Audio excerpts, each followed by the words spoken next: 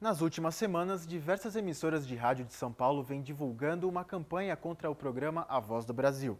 O Edição Extra conversou com especialistas e representantes de rádios para entender por que este programa, que nasceu na ditadura de Getúlio Vargas, sobrevive até hoje. A abertura da ópera O Guarani, composta no século XIX por Carlos Gomes, é considerada um dos pontos mais altos da música clássica brasileira. Mas para os ouvidos do brasileiro de hoje, esta abertura triunfal virou sinônimo de um programa bastante impopular, A Voz do Brasil. Se houvesse alguma coisa agradável, né? Claro, o que é agradável é o início, né? Onde se toca uma música gostosa, né? Provida de uma ópera nossa, do Guarani, né? Aí sim, aí vale a pena. Vale a pena durante meio minuto só, porque depois começa um palavrório. Com 73 anos de existência, A Voz do Brasil é o programa de rádio mais antigo do país. Mas nos últimos meses, ele vem sendo alvo de uma grande campanha das rádios paulistas que não estão mais dispostas a transmiti-lo das 7 às 8 horas da noite, horário crucial para o trânsito de São Paulo.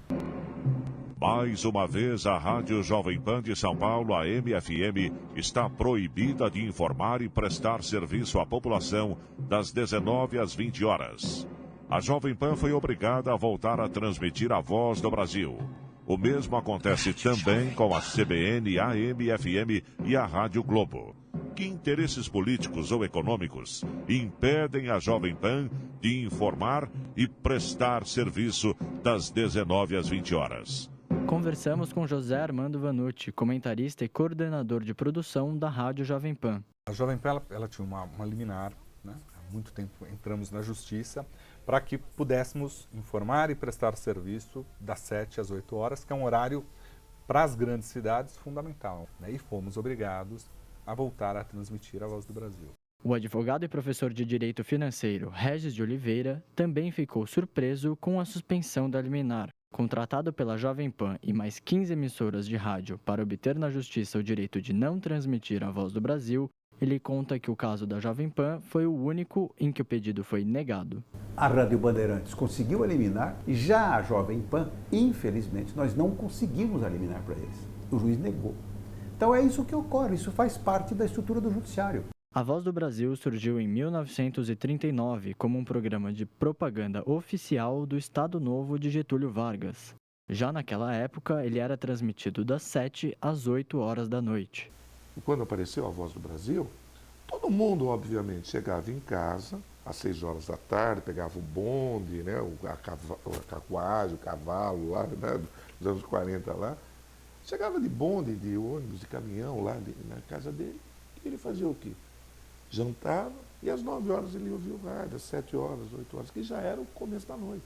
Os anos passaram e o Brasil se industrializou, mas mesmo assim, a Voz do Brasil se manteve no mesmo formato idealizado por Getúlio Vargas. O cavalo deu lugar ao carro e o horário das 7 horas da noite passou a ser um momento crítico da cidade, em que o paulistano busca informações e o serviço enquanto volta para casa. Por que a Jovem Pan não tem, não pode colocar, não tem informação das 7 às 8 horas, e de repente uma rádio musical pode colocar música das 7 às 8. Então, qual que é o critério? Alguns juízes concederam para tirar do ar A Voz do Brasil. Outros concederam para passar em outro horário. E terceiros juízes entendiam que bater o olho não tem nada inconstitucional nisso aqui. Negaram a liminar. Por que ocorre isso? É que cada juiz tem a sua convicção pessoal. E essa é a grandeza do judiciário. Qual é a solução que tem para isso? Projeto de lei, que está em tramitação no Congresso Nacional, que vai dizer, não passa mais, ou passa outra hora. O projeto de lei em questão é o 595, que foi proposto em 2003 e prevê, entre outras coisas, que as rádios tenham liberdade para transmitir A Voz do Brasil entre 7h30 e meia-noite e meia. O projeto está sendo discutido no Congresso e, se for aprovado, pode colocar fim a uma discussão de mais de 70 anos. Você conhece alguém que ouve inteira A Voz do Brasil? Eu, pelo menos, se começar A Voz do Brasil, eu mudo. Mas nem todo mundo é de acordo com esta opinião. Para o diretor da Rádio USP, que é pública, A Voz do Brasil ainda tem importância por conseguir levar informação aos cantos mais afastados do Brasil. E tem gente que ouve sim. Se você falar que ninguém ouve A Hora do Brasil, é uma grande mentira. Porque tem muita gente que eu conheço, inclusive que trabalha em áreas legais, que isso, que aquilo, que houve a Hora do Brasil. Eu também acho importante que a população brasileira tenha informações através da mídia falada. Só que tem um detalhe, toda a atividade hoje do Congresso Nacional, Senado e Câmara, são transmitidos. Todos os julgamentos do Supremo Tribunal são transmitidos ao vivo. A troco de que manter a Voz do Brasil? O senhor conhece alguém que ouve o programa da Voz do Brasil? Não.